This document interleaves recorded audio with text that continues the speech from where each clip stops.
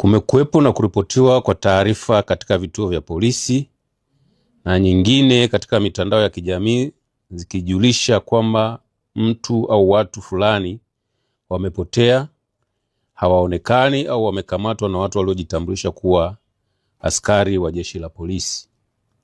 Jeshi la polisi linapopata taarifa hizo huanza uchunguzi wa kukusanya ushahidi kutoka vyanzo mbalimbali ili kupata ukweli wa taarifa ya nini kilichotokea, kwani hauwezi kusema moja kwa moja kuwa mtu aliyeripotiwa kupotea, kutekwa, kulazimishwa kupotea au kuuawa bila ya kupata au ya kumpata anayedaiwa kupotea na ushahidi wa kudhibitisha taarifa hiyo ya nini kilichomtokea.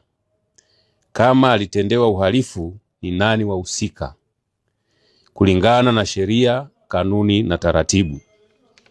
Vile vile, kwa mujibu wa kifungu cha 117 cha sheria ya ushahidi sura ya 6 marejeo ya 2022, marejeo ya mwaka 2022 na kifungu cha 161 cha sheria ya ndoa sura ya 29 marejeo ya mwaka 2019, dhana ya mtu kuchukuliwa kuwa amekufa inapaswa kudhibitishwa na mahakama baada ya miaka 5 kupita kulingana na vielelezo na ushahidi utakaowasilishwa. Katika matukio ambayo yameripotiwa katika vituo vya polisi na uchunguzi wa kina kufanyika na walioripotiwa kupotea kupatikana wakiwa hai na wengine wakiwa wamekufa, hadi sasa ushahidi kwa baadhi ya matukio yameonesha sababu zake ni kujiteka, wivu wa mapenzi, imani za kishirikina, kugombea mali, kulipiza kisasi, kwenda nchi nyingine kujifunza misimamo mikali na kukimbia mkono wa sheria baada ya kufanya uhalifu. Miongoni mwa matukio hayo ambayo yamethibitishwa kwa sababu hizo ni pamoja na tukio la hivi karibuni linalomhusisha Sheikh Zuberi Said Nkoko, miaka 53, mwalimu wa dini na kiongozi katika taasisi ya Islam Foundation iliyopo mkoani Singida, ambayo pia inajishughulisha na shughuli za kuchinja wanyama. Katika tukio hilo, kupitia vyombo mbalimbali vya habari ikiwemo mitandao ya kijamii, kulisambaa taarifa za kutekwa kwa shehe huyo na watu waliowataja au waliotajwa kuwa ni askari wa jeshi la polisi tarehe 2 mwezi wa 6 2025 saa 5 usiku, akiwa na kiasi cha fedha taslimu shilingi za Kitanzania milioni 42. Taarifa ya kupotea kwake pia iliripotiwa polisi. Baada ya uchunguzi, ilibainika kuwa Sheikh Zuberi Said Nkoko hakuwa ametekwa, bali alitengeneza tukio la uongo la kutekwa ili kukimbia madeni aliyokuwa akidaiwa na watu mbalimbali. Majina yao yamehifadhiwa kwa sababu za kiuchunguzi, yenye jumla ya shilingi za Kitanzania milioni 521 na laki 5. Sheikh Zuberi atafikishwa mahakamani baada ya taratibu za kisheria kukamilika.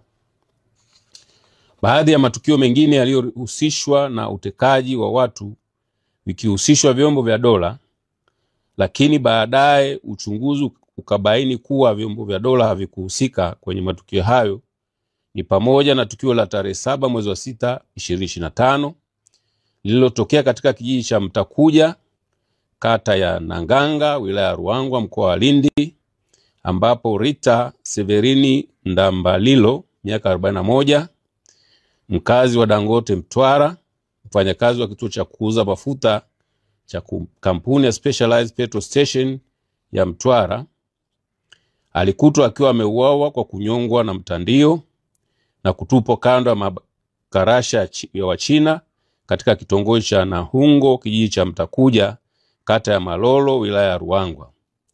Upelelezi ulibaini kuwa mtu huyo aliuawa na Juma Salum Njenje, miaka 49, aliyekuwa akimtumia kama dereva wake wa bodaboda, baada ya mtu huyo kumuona Rita akiwa amebeba fedha kwenye mkoba wake.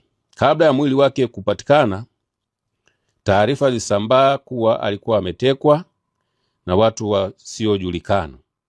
Watuhumiwa wawili wamekamatwa na wamefikishwa mahakamani na kesi iko mahakamani. Tukio lingine linamhusu Regina Rajabu Chaula, miaka 62, aliyekuwa na makazi huko Bahari Beach, Kinondoni, Dar es Salaam na nchini Denmark, aliyedaiwa kuoa na Fred Rajabu Chaula na Bashiri Richard Chaula kisha mwili wake kutumbukizwa kwenye shimo la maji taka. Regina, ambaye alikuwa na kesi ya madai Mahakama Kuu Division ya Ardhi dhidi ya watuhumiwa hao, aliripotiwa kupotea ghafla Disemba 13, 2024 hadi tarehe 18 mwezi wa kwanza 2025, mwili wake ulipokutwa kwenye shimo hilo la maji taka baada ya upelelezi wa jeshi la polisi kufanyika. Watuhumiwa hao walikamatwa na kufikishwa mahakamani. Pia tarehe 11 mwezi wa 11 2024 litokea tukio lililomhusu Bwana Deogratias Tarimo, mkazi wa Kibaha, mkoa wa Pwani, ambaye alionekana kwenye picha mjongeo au jongefu akipambana na watu waliotaka kumteka, ambao hata hivyo walishindwa kutekeleza azma yao hiyo. Taarifa zilizosambazwa kwenye mitandao ya kijamii kuhusiana na tukio hilo zilisema kuwa waliokuwa wanatekeleza uhalifu huo ni askari polisi. Uchunguzi ulibaini kuwa waliohusika sio askari polisi na chanzo cha tukio hilo ni wivu wa mapenzi.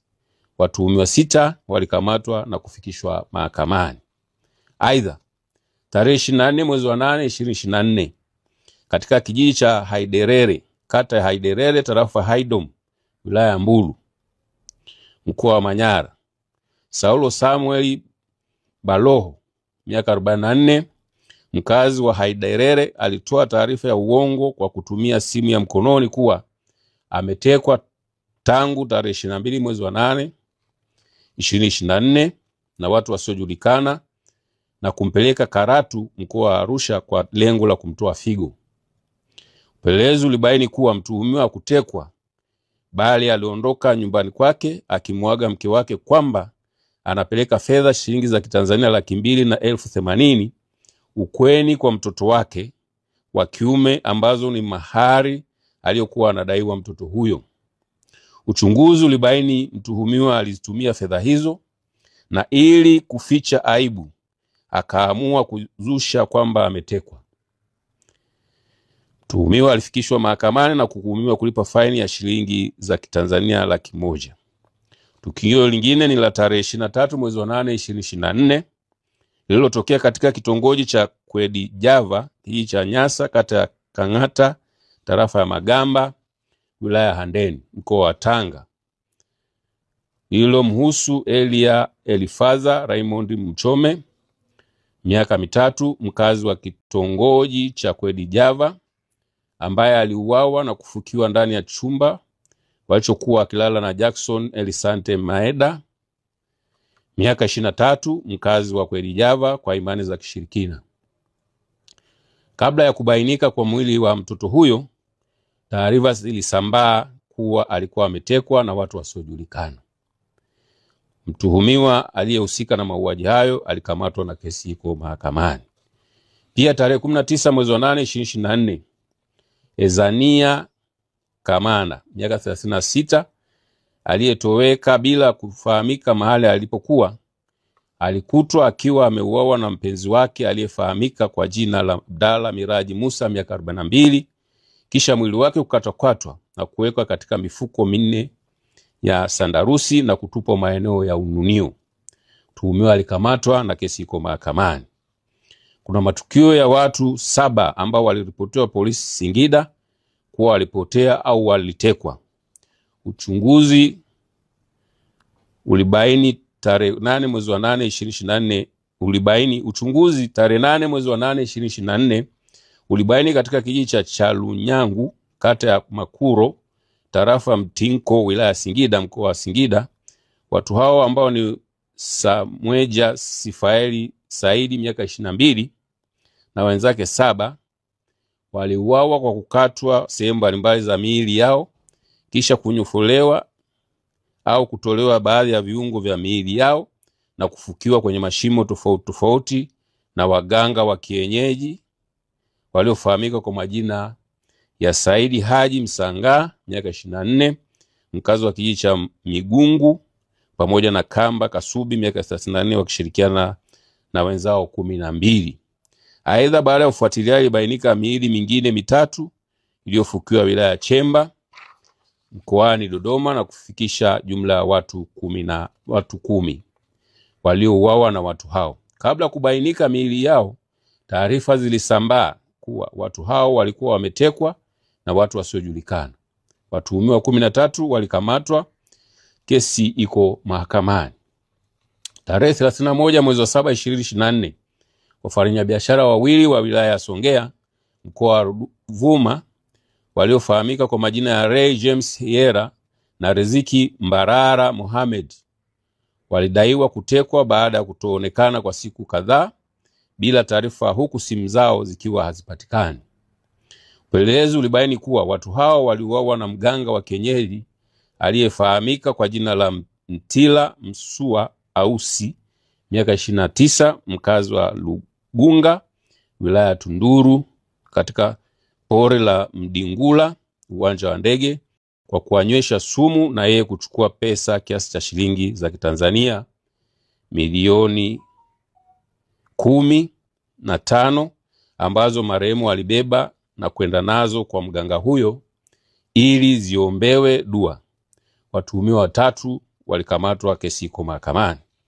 Tukio lingine ni la tarehe 3 mwezi wa 7 2024, lililoripotiwa likiwahusu watoto wawili, mmoja miaka 12 aliyekuwa mwanafunzi wa darasa la 7 katika shule ya msingi Busenga, na mwingine miaka 8 aliyekuwa mwanafunzi wa darasa la 2 katika shule ya Akiba English Medium iliyopo wilaya ya Ilemela, waliojiteka na kupanga nyumba katika eneo la wilaya ya Nyamagana na kuanza kuwapigia simu wazazi wao kuwa wametekwa, wako Buhemba mkoani Mara na watekaji wanahitaji shilingi za Kitanzania 100,000.